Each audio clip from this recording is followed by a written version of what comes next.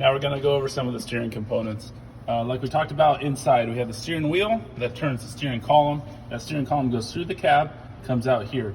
You have U-joints every so often. Anytime it makes a turn, you're going to have U-joints. This slides up and down inside the steering shaft, so when the cab moves up and down, it can lengthen or shorten. But this is the bottom part of your steering column. Your steering column goes into your power steering box, or power steering gearbox. You'll hear it called a couple different things. Your power steering box is a hydraulically controlled box. Up here is your power steering reservoir. This is where your power steering fluid is.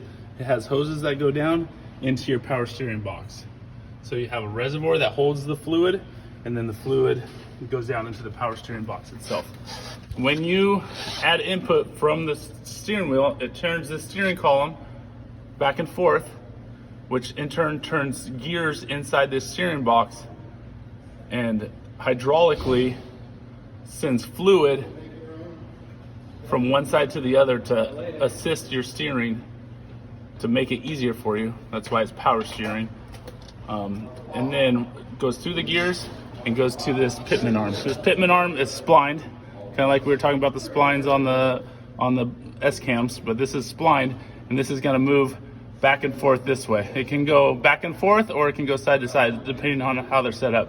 This one happens to be set up front to back. So this is going to turn front to back. This is your pitman arm.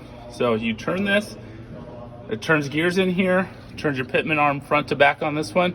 This is your drag link. Your drag link connects your pitman arm to your steering knuckle. So it's going to move your drag link front and back like this, which turns this front and back, which makes your tire turn because it is connected to your tire, to your steering knuckle.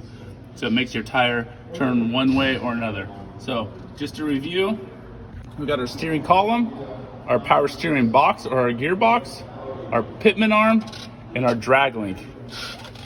Going back over here, we have the drag link, like I said, connects to the steering knuckle, and coming off the steering knuckle on this side connects to another bar. This is called a tie rod because it ties the two sides together. These are tie rod ends right here. This is the tie rod itself, ties the two sides together. So this, if you look on the other side, has the same exact connection point on the other side, and it's just going to tie it together, and that's what's going to make the tires turn the same way. Without that tie rod, one would turn and one wouldn't know what to do. So the tie rod ties them both together and it turns the same way. Some of our other engines, this tie rod connects to another power steering box, kind of like a helper box that helps this one out, so you have a steering box on both sides. But this one has a tie rod that connects to the other side, and it's going to turn. So a couple things to look for when you're checking for the play in the steering system. Mainly you're going to get the play here in these tie rod ends. So you have tie rod ends here and on the other side, and then you have tie rod, and then you have an end up here. So these things get worn out, and when you rock that wheel back and forth, you'll get play. You'll see play in here, here, on this one, and then on your tie rod. So check those tie rod ends, check the ends on the drag links.